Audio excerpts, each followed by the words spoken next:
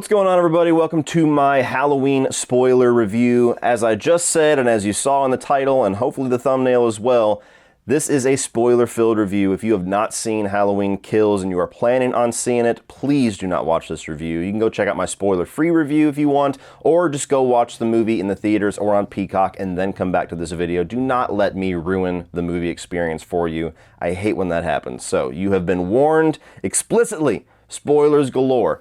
A little bit of a setting change. I wanted to do this in a little bit more of a relaxed setting where I can sit down. I actually have bullet points of the entire movie's plot. I watched it for the second time last night with my wife on Peacock, and throughout the whole movie I was taking bullet points of the plot and some of my, my thoughts along the way. So I'm going to go through the entire movie, give you a lot more in-depth insight into what I liked about this movie and what I really did not like. And it goes without saying, guys, if you're a fan of this movie and me giving my opinion in any kind of a negative light is going to piss you off or anything, I don't quite understand that mindset, but this is not the video for you. Don't even put yourself through it. I'm going to say a lot of negative things about this movie that you're probably not going to appreciate. If you're somebody that appreciates other opinions, kick back, enjoy, and let me know all of your thoughts down below in the comments section, guys. By the way, I just debuted my Halloween franchise ranking, my ranking of the Myers masks, and tomorrow I'm going to be doing a ranking of all of the Michael Myers portrayals, all of the actors. Also going to be doing a live commentary with my buddy CP on Monday, and I'm hoping on Tuesday we're going to get an autopsy stream to where Brian can join us and we can all talk about our thoughts, because all three of us have very different takes on this movie, and it's going to be a fun conversation. So if you like this movie, or if you're just a fan of the Halloween franchise and you want to hear more about this and all of my thoughts and some of my rankings, please hit the subscribe button so you don't miss any of that. With all that being said, let's get into Halloween Kills. So as far as what my expectations were walking into this movie, I was not a gigantic fan of Halloween 2018, but I have warmed to it a good bit since seeing Kills. There was some of my issues with the story and with the script that Kills rectified. Some mostly character stuff that felt like it was just randomly thrown in and didn't have any purpose in the first movie and was just left dangling.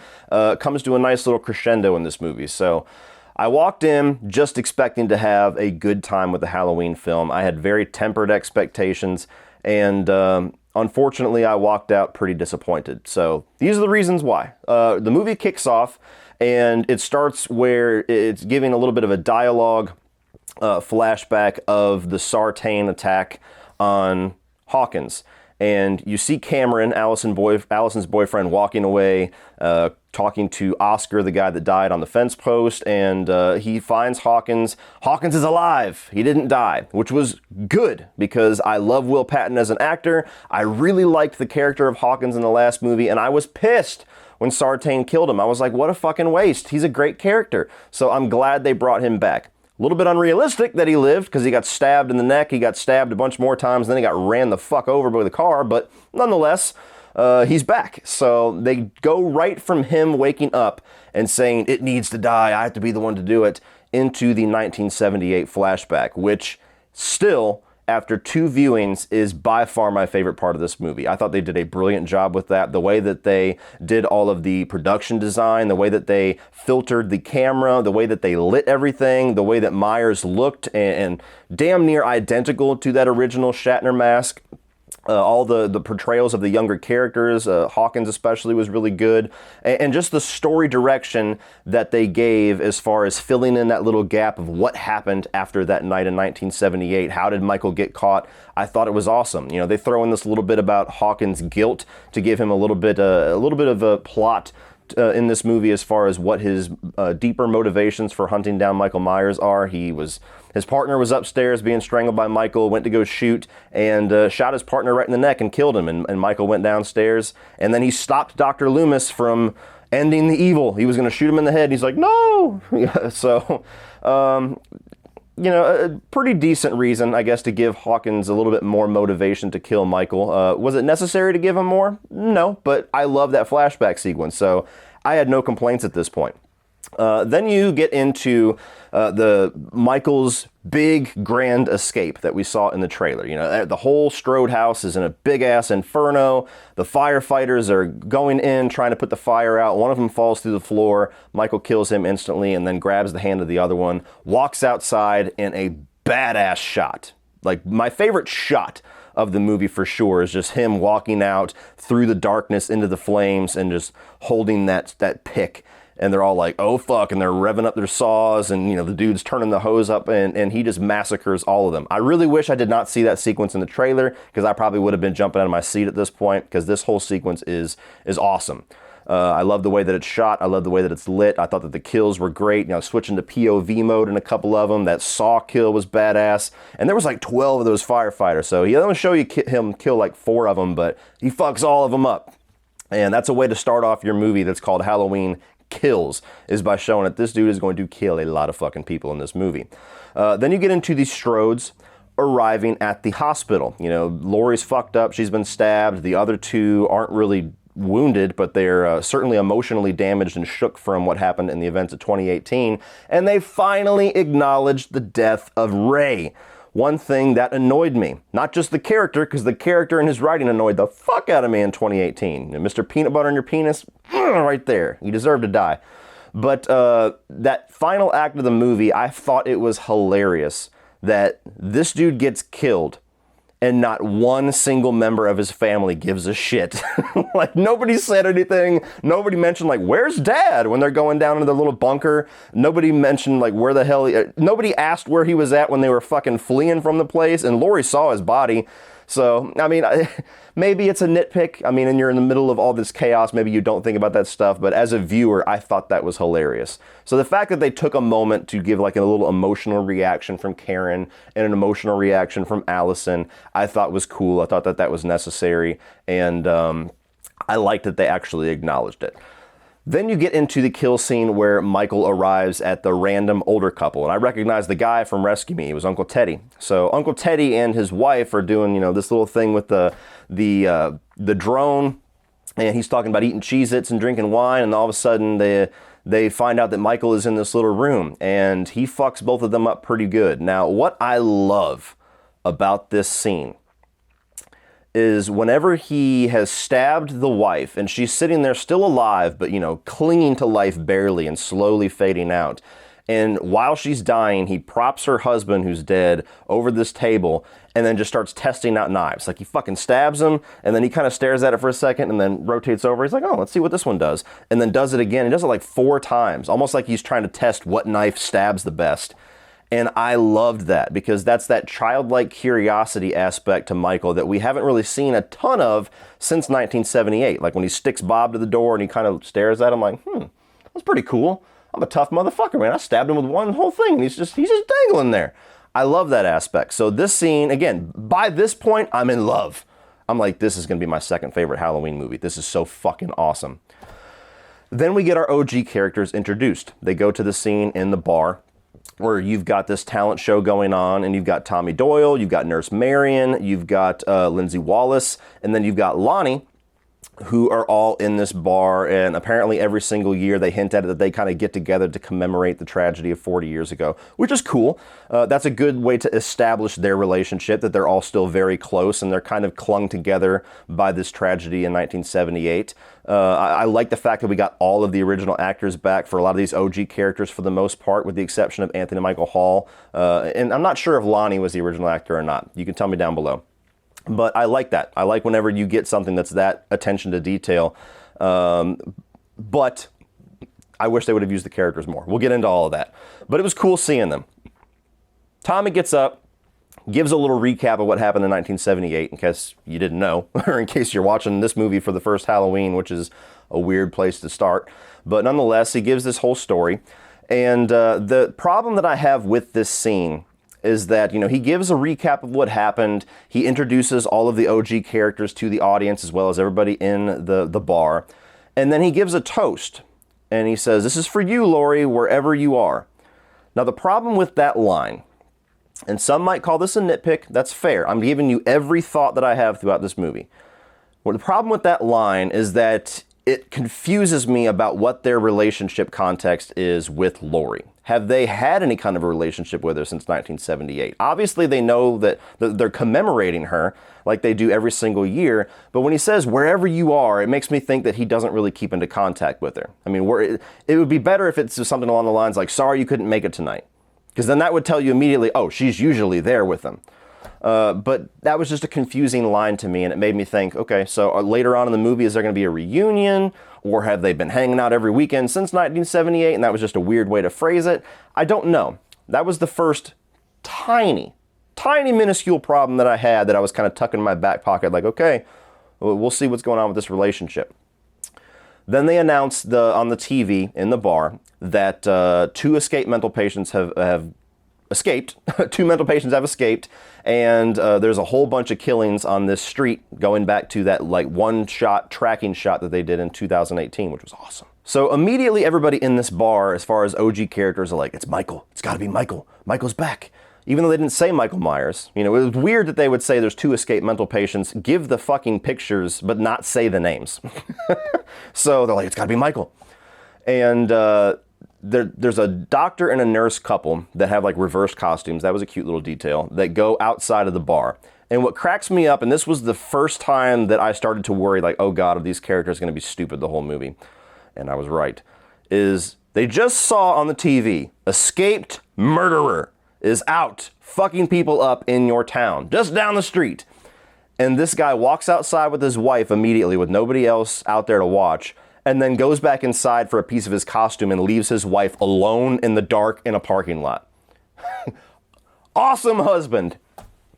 She goes to get in the car, sees somebody in the car. Tommy Doyle comes out with the bat. You know, he puts a little dollar in the things like, you know, love lives today. And then Marion's like, but evil dies tonight. Remember that phrase. And they go outside. Tommy's about to fuck some dude up. And the car drives away and crashes. And then it's revealed that it's the other mental patient. Okay, cool. Then you have the Johns. Big John and Little John that are introduced to us. Now, they live in the Myers house. And this couple is the catalyst for most of the attempted humor in this movie. These characters alone is why I said there was more humor in this movie, although the humor did work better for me. Now, I did like these characters. I did like the relationship between them. I thought that they were funny and they were entertaining. And at first, I thought it was funny that, you know, Big John was the shorter one and the taller one was Little John. And it was just like, okay, that's kind of clever. And, you know, these kids prank them or whatever. They retell the story of Michael Myers for like the 3rd time at this point in the movie. And we'll see these guys later. So at this point, I'm like, okay, that's kind of funny. You know, they're not killing me with the humor yet, so that's cool. Then Allison in the hospital, back in the hospital, and she's standing in a public hallway just looking through the blinds that are wide open at a morgue, a bunch of corpses, which I thought was weird, that they just have the morgue open. You know, you're like, excuse me, where's the bathroom? Oh, just take a left past the dead fucking bodies.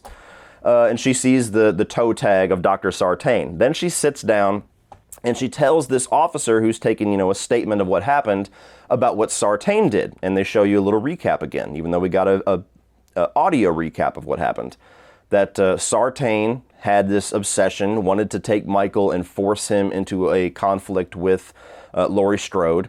And that gives you a little bit of a recap, or at least if you're watching this for the first time, it gives you an idea of this plot point that Michael no longer is drawn to his sister.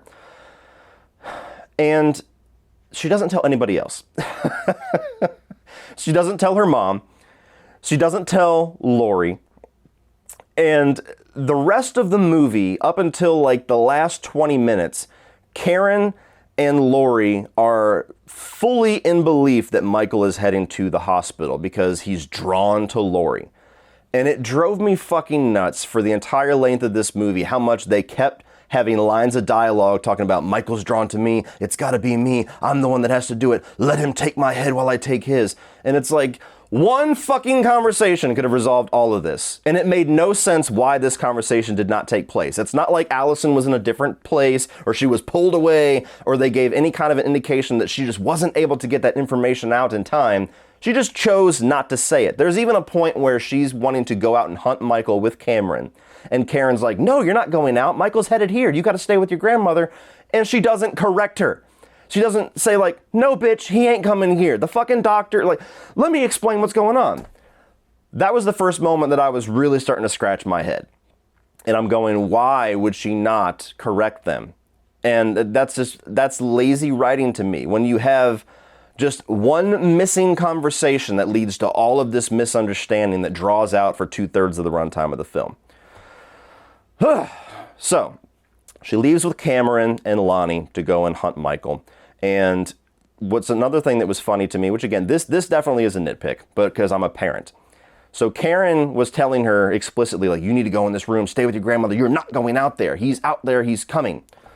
And then whenever she disappears and she realizes that her daughter's out there, she never really cares after that. Like, she never really reacts to it. She doesn't freak out. Like, I got to go find Allison. Nothing. She's like, well, she was supposed to be in here. You didn't see her? And then later on, Tommy Doyle comes, like, where's my daughter? Oh, he's out there with us.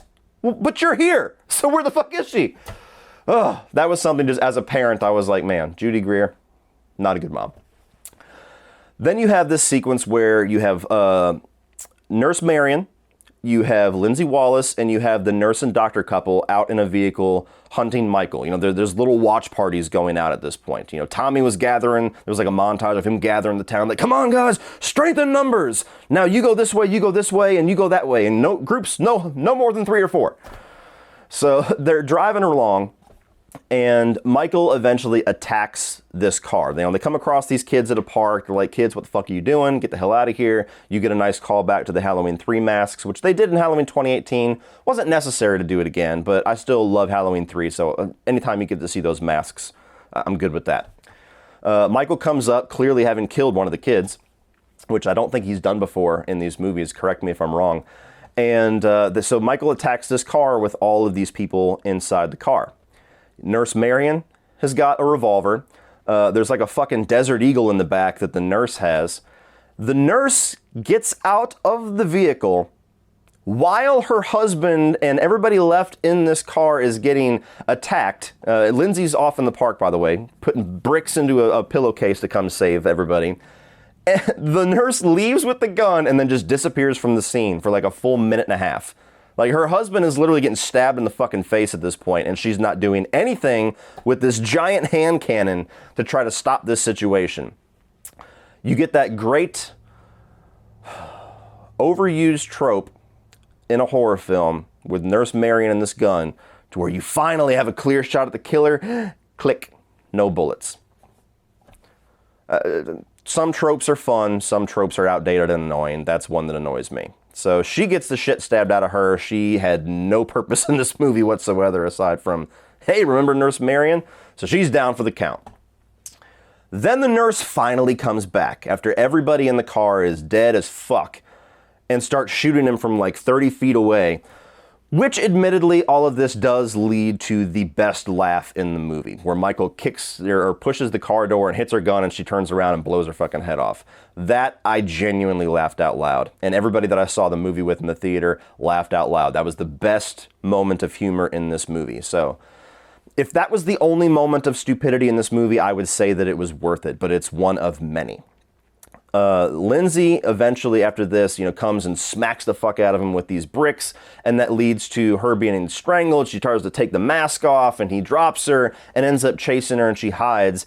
And this was what I would call the most tense moment in the movie outside of the 1978 flashback. It wasn't really tense, it wasn't something that I was really on the edge of my seat, but it was definitely more palatable than the rest of the movie for me. So she's laying down in the dirt, she's trying to be quiet, Michael's standing there on this bridge and he's kind of looking around, and they keep taking the camera off of Michael, and you keep expecting him to like reach down and grab her or something. Like, you're genuinely scared for this woman's life because it's Lindsey. I mean, we care about her. She's the same actress and everything from the original film. And he gives up and walks away. So that part of this sequence with her and Michael I thought was done really well. Then you have Tommy and company a couple of scenes later coming and finding all of this aftermath. And Michael has displayed all of his victims from this little car attack on the merry-go-round and on the swing set. And this was another element that I loved that they brought back from the original film. I saw somebody bitching online saying, like, why is he spending the time arranging his bodies? And I'm like, well, he's always done that. If you follow the timeline that we're expected to follow in this, this choose your adventure that they have done, deleting everything after 1978. In 1978, he displayed Bob, maybe accidentally, maybe purposely. He displayed Annie Brackett on the bed with his, sister's headstone. He's always displayed his bodies like works of art. And they started to do that again in this movie. I can't recall if they did that in 2018. I don't think that they did. They certainly didn't focus on it as much in this one. But I thought that was a really cool element, that he put the masks on them and put them on the merry-go-round, and it was still slowly spinning, and then he hung Nurse Marion up with the witch, and that was pretty fucking awesome. And they find Lindsey. It's a nice emotional moment where she's alive, but she's pretty fucked up, and they take her to the hospital. So I like that scene as well. Laurie and Hawkins. They have this really nice moment that was one of my favorite character moments in the movie, where, Hawkins is brought in, she's like, Frank? And she's laying there and she's talking to him, not knowing if he's conscious or not, about this night that in their past, sometime between 78 and now, to where she was obviously at a bar fucking around or something, and he wakes up, and they have this really nice bonding moment where they talk about kind of a relationship that they almost had that never really came to be.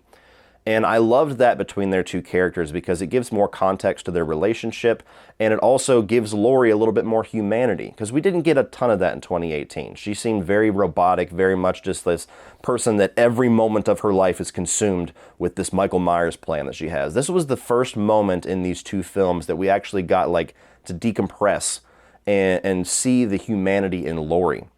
And I really enjoyed that. And it makes me think, or at least makes me want, that to come full circle in Halloween Ends. I want to see more development of the relationship between these two characters once they get the fuck out of this hospital. So I love that. You have Tommy that comes to the hospital with Lindsey. Everybody is pouring into this hospital. And this is where the dialogue started to really show its head. This was like the first moment to where it was like, ooh. Aside from Marion saying evil dies tonight, then a kind of a random moment, this is where things started to feel very on the nose and just really try hard with the dialogue. So Tommy, folks, everybody calm down. And he gives this big speech and he's like, the boogeyman is at large and he must emerge. He is an apex predator. Evil dies tonight. And I was like, that's like politician talk. That doesn't really feel real to me. Something about that was just off. It just felt like catchphrases that were mashed together into a line of dialogue. Could you call that nitpicky? Possibly, but this was the beginning of my problems with the dialogue. So there's a quick meeting after this to where Tommy bursts into Laurie's room. And he's like, Laurie, I'm here to save you. You saved me 40 years ago, and I'm going to save you. And she's like, Tommy? And we don't get any sort of a moment to get any context to their relationship. Remember what I said about the bar where he gave that toast and said, wherever you are, Laurie, this is for you. And so I'm wondering, as a fan of this franchise, what the context of their relationship is. Have they not seen each other in years? Have they not seen each other since the tragedy in 78? Or do they hang out all the time?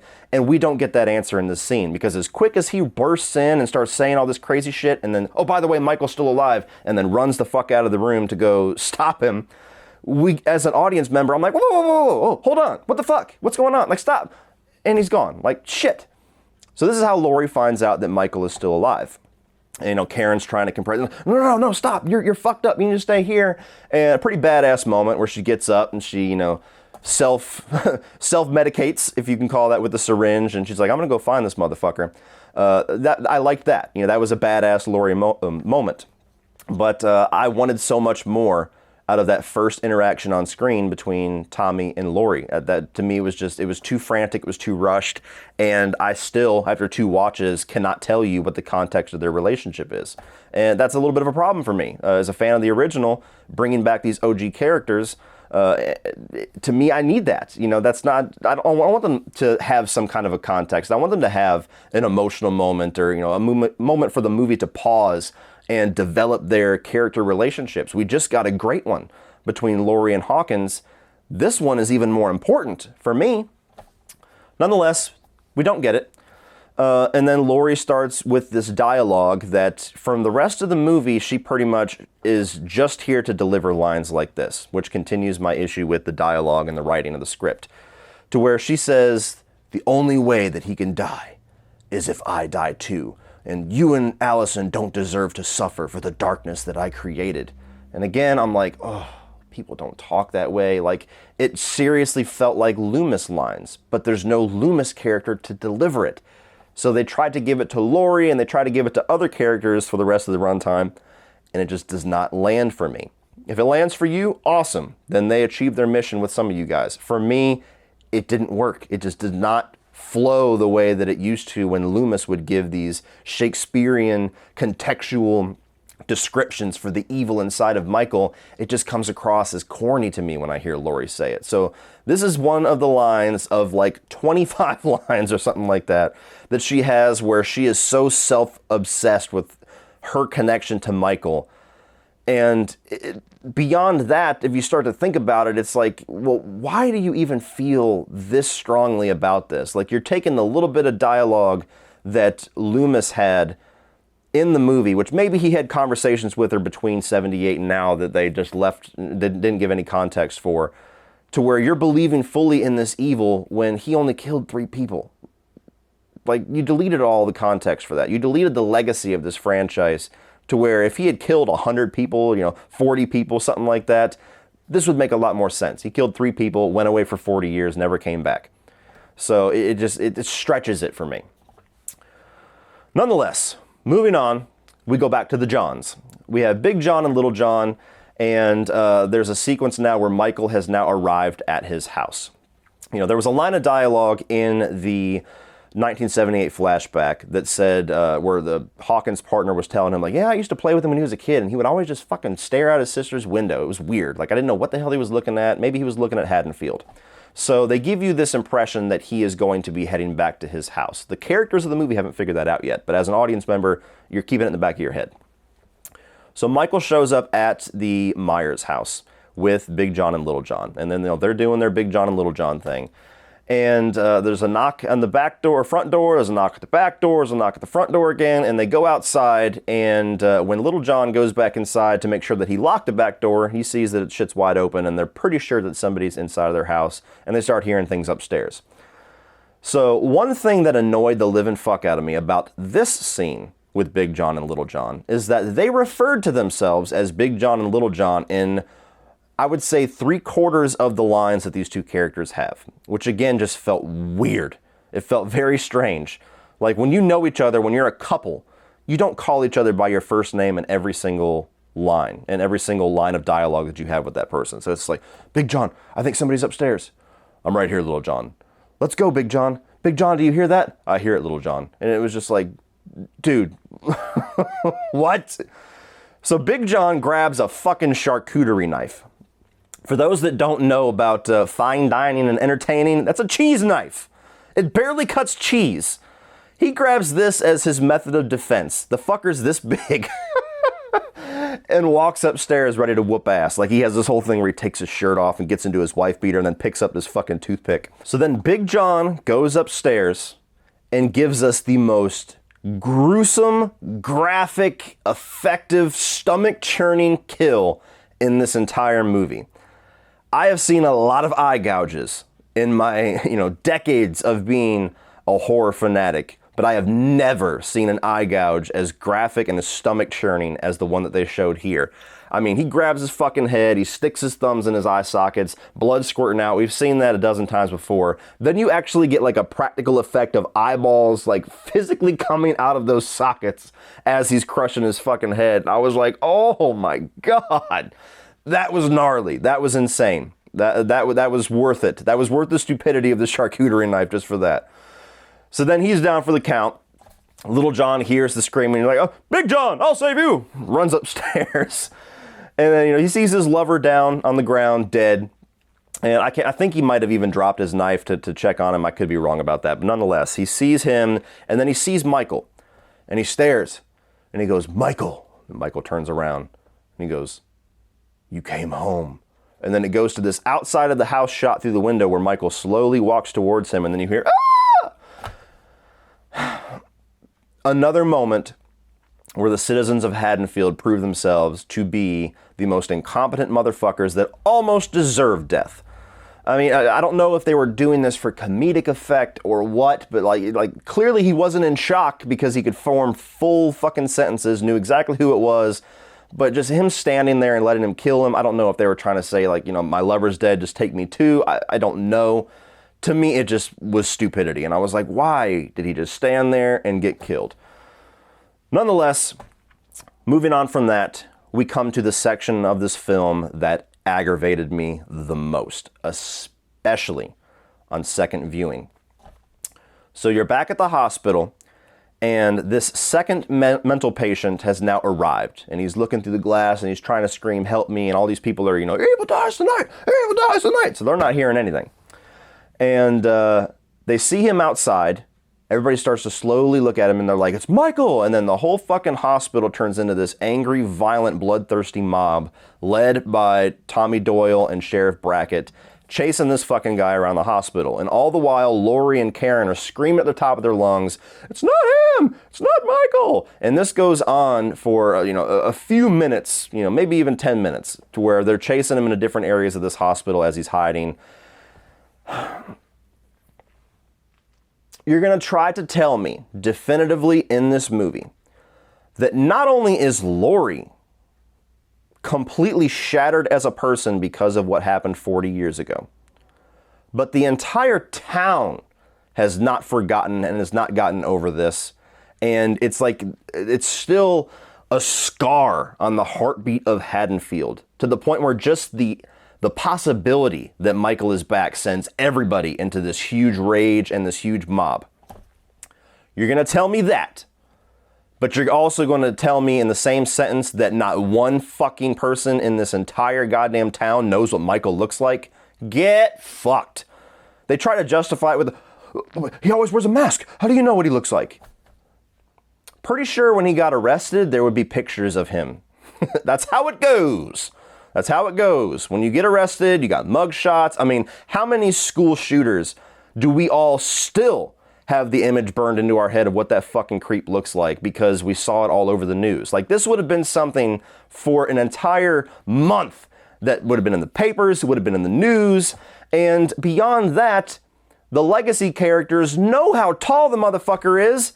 This is like Danny DeVito walking around. This fucker's like 4.5 foot, short, stocky.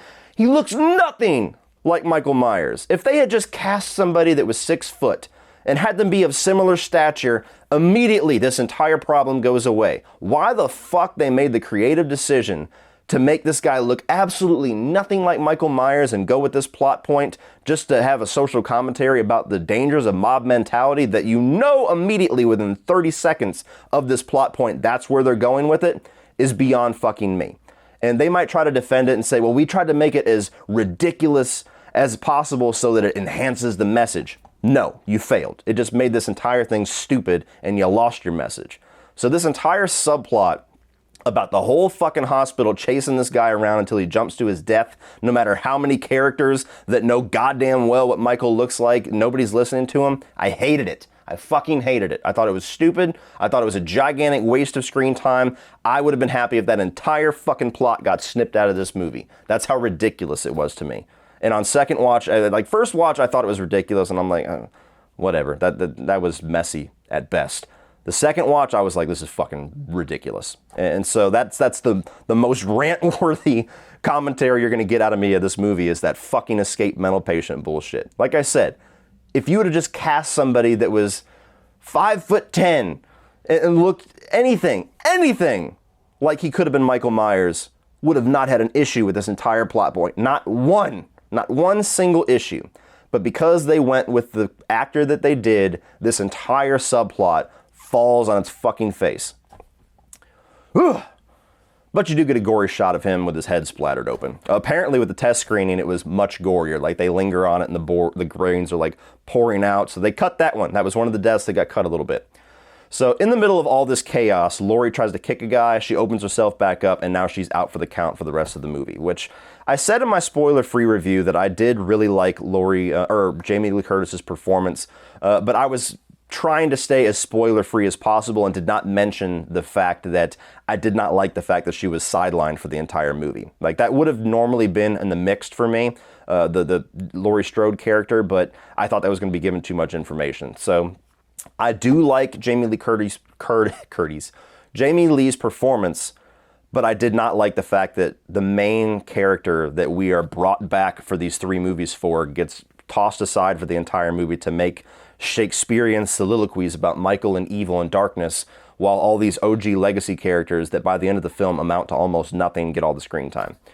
But she gets opened back up, she's out for the rest of the movie, and then she's back talking with Laurie and Hawkins, and, you know, Hawkins gives a little bit of context to his own vendetta with Michael about, you know, it needs to die, and, you know, you get another flashback of the flashback. As if you've forgotten, it's only been like an hour, but in case you forgot what happened in the beginning of this movie, they show you again.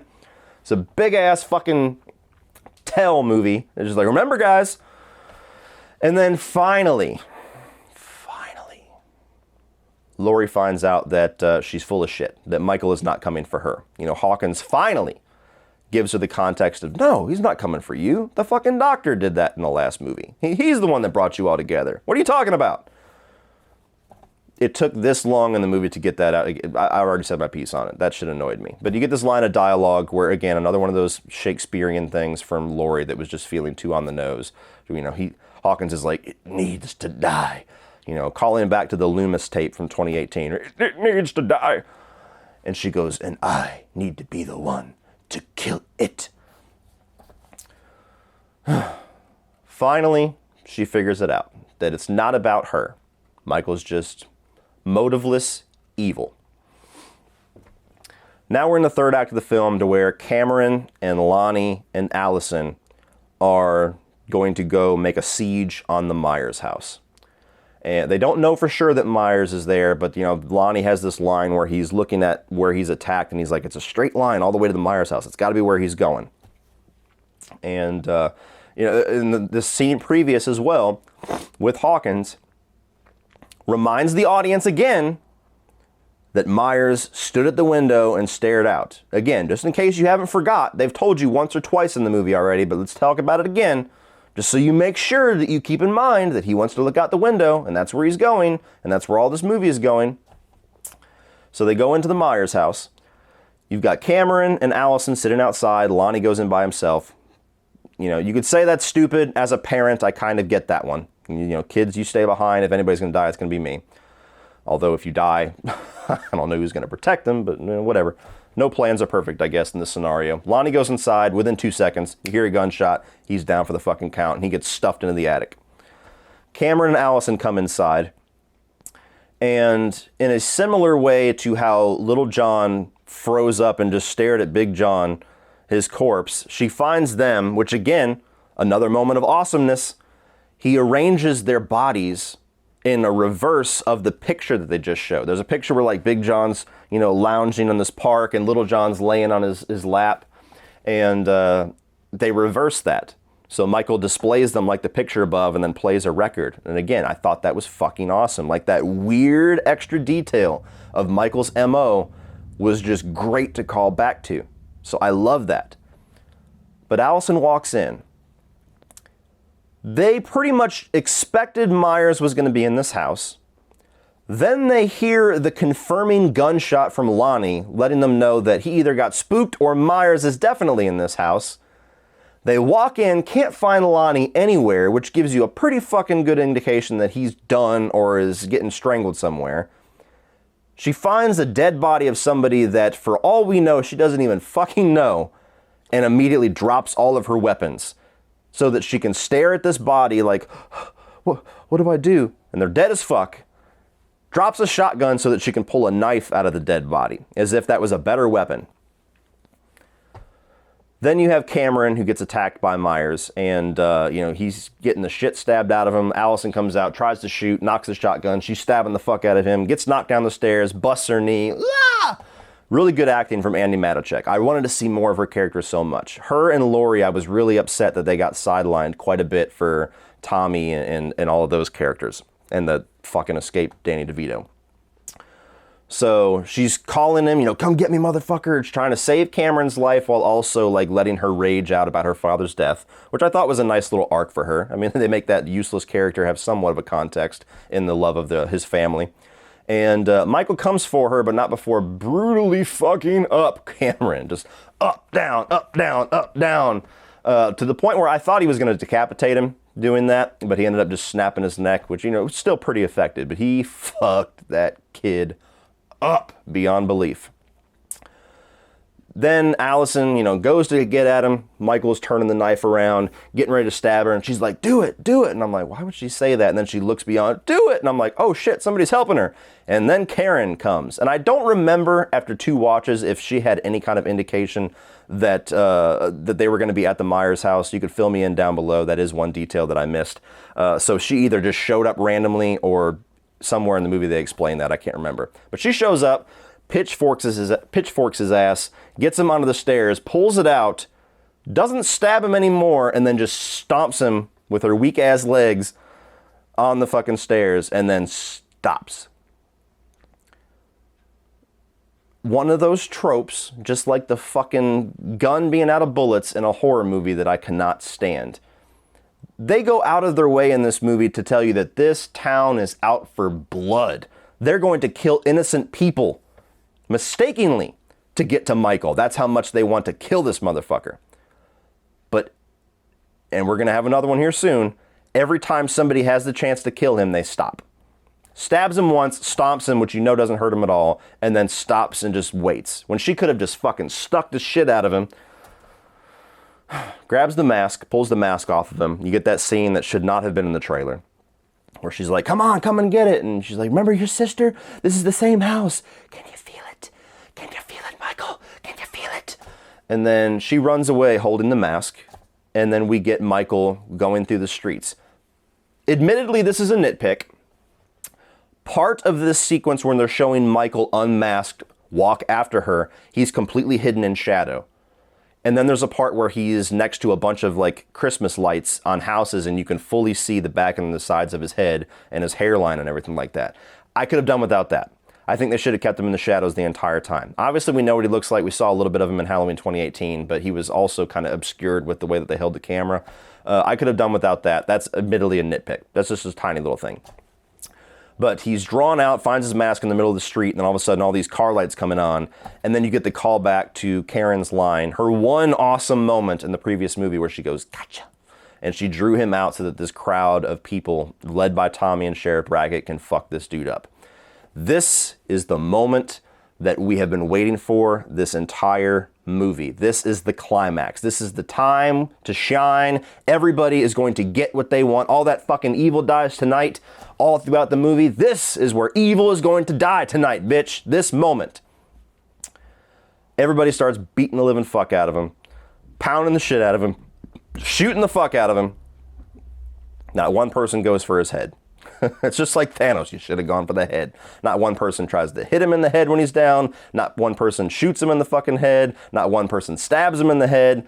Then he's down. Karen grabs the knife. Like, go on, Karen, be with your son or be with your daughter. We've got this. And she goes up in this big dramatic moment and then stabs him in the shoulder. Bitch, really?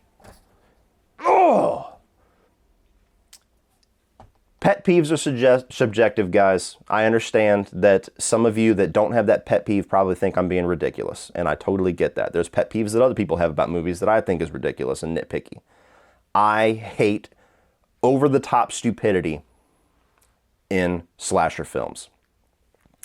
And the reason why is not only do I think it's lazy, and not only do I think it's an outdated trope, but especially in a movie like this where you're supposed to believe throughout the movie that Michael is an unstoppable force of evil, that he will fuck up anybody and anything in his path. Nothing will stop this guy. It's a little hard to buy into that when he is merely surviving this entire movie's plot because he is surrounded by the biggest fucking morons possible.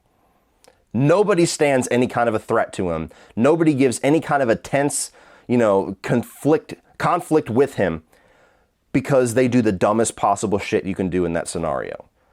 Over and over and over again. Like I said, once or twice in a movie, fine. It's a slasher film. I know you gotta cheat, you gotta make the plot work, you gotta have Michael survive to the end somehow, or survive till the next movie in this case. But when you do it the entire movie with every single interaction that he has with any single person in this movie, way too much. So he's down. Karen walks away. Laurie's given this big monologue, again, that we saw in the trailer. You know, the more he kills, the more he transcends. Which, again, just another one of those Shakespearean kind of lines where I'm like, you're overdoing it. You're overdoing it. You're overdoing it. Michael stands up. Holy shit, he's not dead. And fucking annihilates everybody in a scene that I quite honestly thought was the one segment of this movie that was edited like garbage. There's no kind of an establishing shot to show where everybody is in relation to Myers, and every kill is like catty-cornered like this, like somebody's getting fucking slashed, and you just see the corner of their face. You don't see any other person. It's almost like the world goes black, and every single person just one at a time is like, ah, towards Michael, and then he kills them, and then the next person's like, ah, and then they get killed, and then somebody's like, I'm gonna shoot you, bitch. Oh, fuck, I'm stabbed. And they just go one by one by one by one until they get to Tommy Doyle, which is, you know, Sheriff Brackett, arguably, but the one person for sure out of this group that you want to see. You want to see a one-on-one conflict with Michael. Dies like that. He's the only one that gets a moment of looking at him like, oh, fuck, this was a big mistake. But that's it. That's all you get. Everybody dies. So we sidelined the most important, narratively, the most important characters in this trilogy of movies to prop up these OG characters in their triumphant return to the Halloween franchise for every single one of them, for the most part, to just amount to nothing. Nurse Marion, down for the count the first chance that she gets. Lindsey, great scene. She's the one that I think was utilized the best, and then she's out of the movie for the rest of the film. Sheriff Brackett, you get a nice little zoom in on his name tag, and you're like, oh shit, it's Sheriff Brackett. And he says a couple lines about his daughter. He says evil dies tonight a couple of times, and then he dies right away. Never get a scene with Laurie, nothing like that. No context for his relationship to anybody, nothing. He's down. Then you get the final conflict where Tommy's finally going to be able to, you know, fuck up Michael. Done. To me, that was a waste. To me, that was not a fair trade. When you sideline Laurie Strode for the entire movie, when you minimalize how much we get out of Andy Matichek's character of Allison, and you give a lot of screen time to Judy Greer, who, by the way, I didn't say it in either review, is equally terrible in this movie as she was in Halloween 2018, if not more so. To prop up these other characters that, by the end of the film, amounted to nothing. And I don't know if their purpose for that was to try to reinforce how unstoppable Michael is, and it doesn't matter who the fuck you are in this franchise, he's going to kill you. Maybe that worked for some of you. For me, I thought it was a gigantic waste. So that's your big climax of the film, is that. Michael is unstoppable, and at this point, you pretty much can expect that, I don't know whether or not they're going to explain it or give any kind of a definitive answer and ends, but you can pretty much say that he is not human at this point, the amount that he has survived. Although nobody delivers a reasonable kill shot to this fucking guy. So there's still that human-like element. You know, you could argue he survived all that and still be human. And then you have the final scene of the film. There's paramedics everywhere. Everybody thinks everything's cool. Everything's quiet. You know, they're fucking up Michael over there. We're good, guys. We're good. Evil has died tonight. Karen's there, you know, consoling her daughter. And then decides, for reasons, to walk upstairs by herself, go into Judith Meyer's old room, and stare out of the window. And the camera just focuses on her in a reflection for a second, and then back on her.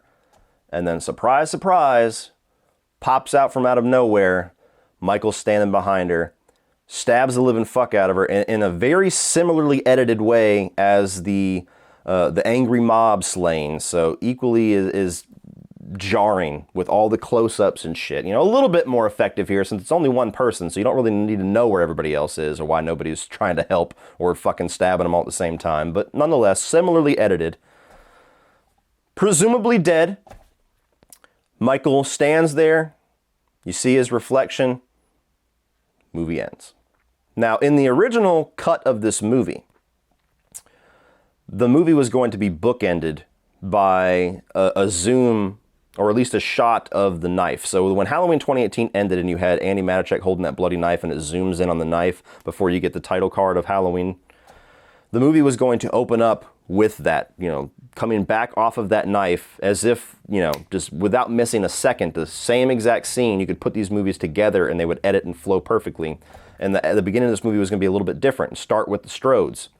And then they were going to end with Karen going down for the count. And then Laurie back at the hospital was going to call Karen. And who answers the phone but Michael?